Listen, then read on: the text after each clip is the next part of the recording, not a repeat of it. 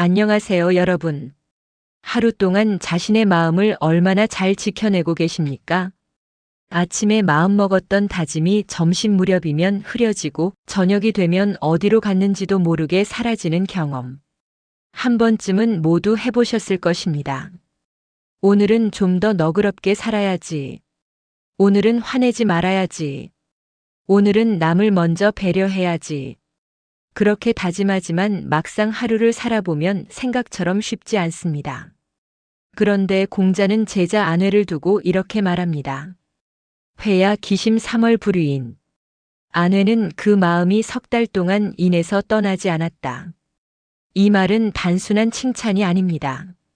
공자가 평생 동안 수많은 제자들을 가르쳤지만 이런 평가를 받은 제자는 사실상 아내 한 사람뿐이었습니다. 공자에게는 수많은 제자가 있었습니다. 그 중에서도 유독 마음이 가는 사람이 한 명 있었습니다. 그가 바로 아내였습니다. 아내는 눈에 띄는 재능으로 주목받던 제자가 아니었습니다. 말솜씨가 뛰어난 것도 아니었고 사람들 앞에서 자신을 드러내는 성격도 아니었습니다. 오히려 늘 조용했고 항상 겸손했고 언제나 배우는 사람의 자리에서 한 걸음 물러서 있던 사람이었습니다. 하지만 공자는 아내를 볼 때마다 깊은 신뢰를 느꼈습니다. 그가 잘했기 때문이 아니라 그의 태도가 늘 같았기 때문입니다. 잘 될 때도 마음이 흐트러지지 않았고 힘들 때도 사람다움을 놓치지 않았습니다. 그래서 공자는 아내를 두고 이렇게 말합니다. 회야, 내 뜻을 가장 잘 아는 사람이로다.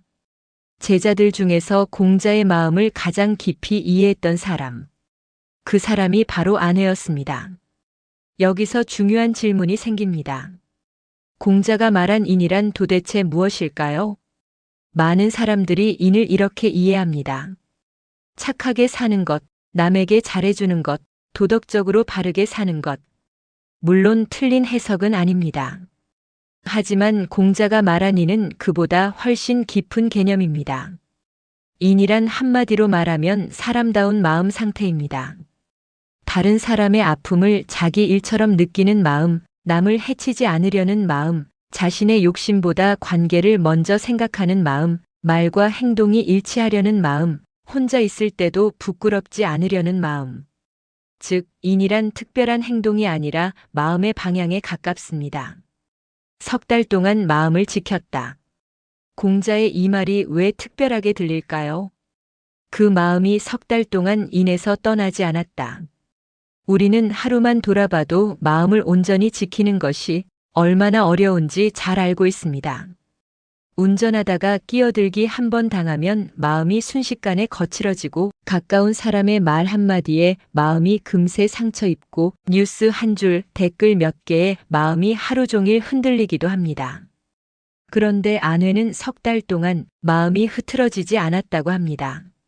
물론 완벽하게 아무 감정도 없었다는 뜻은 아닐 것입니다. 그 역시 사람이었으니 짜증도 났을 것이고 속상한 일도 있었을 것입니다. 하지만 그 감정에 끌려가지 않고 그 마음을 다시 인의 자리로 돌려놓는 힘. 그 힘이 공자가 감탄할 만큼 깊었다는 뜻입니다. 우리는 흔히 사람을 이렇게 평가합니다. 무엇을 이루었는가, 얼마나 성공했는가, 얼마나 똑똑한가, 얼마나 말 잘하는가. 하지만 공자는 제자를 평가할 때 전혀 다른 기준을 사용했습니다. 그가 아내를 높이 평가한 이유는 그가 말재주가 뛰어나서도 권력을 가졌기 때문도 재산이 많았기 때문도 아니었습니다. 공자가 본 것은 오직 하나였습니다. 그의 마음이 어디를 향하고 있는가. 즉, 아내는 늘 사람다움을 잃지 않으려는 마음, 늘 스스로를 돌아보는 마음, 늘 욕심보다 도리를 먼저 세우려는 마음을 놓치지 않았던 사람이라는 뜻입니다. 마음을 지키겠다고 다짐하는 일은 어렵지 않습니다. 하지만 그 마음을 하루 종일, 며칠 동안 오래 붙들고 있는 일은 생각보다 훨씬 어렵습니다. 왜 그럴까요? 우리의 마음은 늘 바깥에 열려 있기 때문입니다. 사람의 말 한마디에 쉽게 흔들리고 무심코 본 표정 하나에 괜히 마음이 상하고 사소한 오해 하나에도 감정이 오래 머뭅니다. 아침에는 오늘은 좀 너그럽게 살아야지 생각했다가도 점심 무렵에는 짜증이 먼저 올라오고 저녁이 되면 스스로에게 실망하기도 합니다. 그만큼 사람의 마음은 연약하고 쉽게 지치고 쉽게 흐트러지는 존재입니다. 그래서 마음을 지키는 사람은 특별히 강한 사람이 아니라 흔들릴 때마다 다시 돌아오는 법을 아는 사람일지도 모릅니다. 넘어지지 않는 사람이 아니라 넘어졌다가도 다시 마음을 세우는 사람. 그 사람이야말로 조용히 자기 삶을 단단하게 지켜가는 사람입니다. 공자가 아내를 특별하게 여겼지만 그가 처음부터 완성된 사람이었을까요? 그렇지 않습니다. 아내 역시 배우는 사람이었고 끊임없이 자신을 돌아보던 사람이었습니다. 논어에는 아내가 스스로를 반성하는 장면들이 자주 등장합니다. 자신의 부족함을 숨기지 않았고 자신의 한계를 인정했고 늘 더 나아지고자 애썼습니다. 즉, 그의 이는 타고난 성품이 아니라 매일의 태도가 만들어낸 결과였습니다. 그래서 이 말은 우리에게 이렇게 들립니다. 누구든 매일 마음을 돌보고 매일 자신을 돌아본다면 조금씩 안회에 가까워질 수 있다.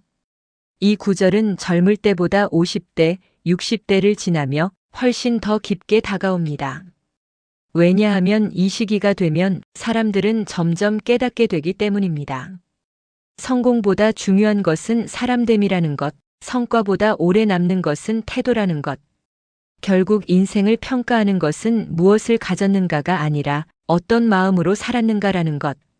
젊을 때는 능력과 속도가 중요해 보입니다. 하지만 나이가 들수록 사람의 깊이는 마음의 결에서 드러난다는 사실을 점점 더 체감하게 됩니다. 그래서 안회의 이 평가는 단순한 제자 평가가 아니라 사람이 도달할 수 있는 가장 아름다운 경지를 보여주는 말처럼 느껴집니다. 이 말을 들으며 조용히 스스로에게 묻게 됩니다. 나는 오늘 얼마나 오랫동안 사람다운 마음으로 살았는가? 화가 났을 때 그 감정에 그대로 끌려가지는 않았는가? 불편한 상황에서도 상대를 한 번 더 이해해 보려 했는가? 혼자 있을 때도 부끄럽지 않은 선택을 했는가? 아내처럼 석 달 동안 마음을 지키는 것은 현실적으로 어려울지 모릅니다. 하지만 하루 중 단 몇 분이라도 이내 마음으로 살 수 있다면 그 하루는 어제와는 조금 다른 하루가 됩니다. 그리고 그 하루들이 쌓이면 그 사람의 인생은 분명히 조금씩 달라지기 시작합니다. 공자가 굳이 안회의 이야기를 제자들 앞에서 꺼낸 데에는 이유가 있었습니다. 단순히 안회가 훌륭하다는 칭찬을 하고 싶어서가 아니었습니다. 공자가 정말 전하고 싶었던 것은 한 사람의 이름이 아니라 사람이 지향해야 할 삶의 기준이었습니다. 공자는 알고 있었습니다. 사람은 똑똑함으로 오래 존경받지 못하고 재능만으로 오래 신뢰받지 못한다는 것을. 그래서 제자들에게 이렇게 말하고 싶었던 것입니다. 진짜 훌륭함은 말을 잘하는 데 있는 것이 아니라 마음을 지키는 데 있다. 진짜 공부는 지식을 쌓는 데서 끝나는 것이 아니라 사람다움을 잃지 않는 데서 완성된다. 안회를 이야기한 것은 그를 드러내기 위해서가 아니라 제자들 스스로에게 거울 하나를 건네기 위해서였습니다. 너희는 어디를 향해 살아가고 있는가? 너희의 마음은 지금 어디에 머물러 있는가? 공자의 이 말은 안회를 위한 말이 아니라 사실은 우리 모두를 향한 질문이었는지도 모릅니다. 이 구절을 들으면 혹시 이렇게 느끼실 수도 있습니다. 나는 절대 아내처럼 살 수 없을 것 같다. 나는 하루도 마음을 제대로 지키기 어려운데. 하지만 여기서 중요한 것은 완벽하게 지키는 것이 아니라 다시 돌아오는 힘입니다. 마음이 흔들릴 수 있습니다.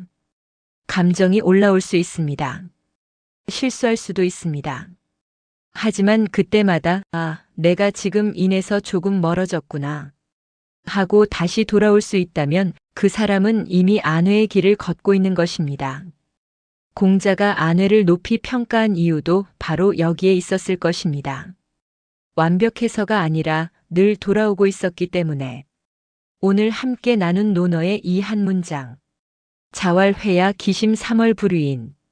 공자께서 말씀하시기를 안회는 그 마음이 석 달 동안 인해서 떠나지 않았다. 이 말은 우리에게 이렇게 속삭이는 것 같습니다. 성공하려 애쓰기보다 사람답게 살려고 애써보라.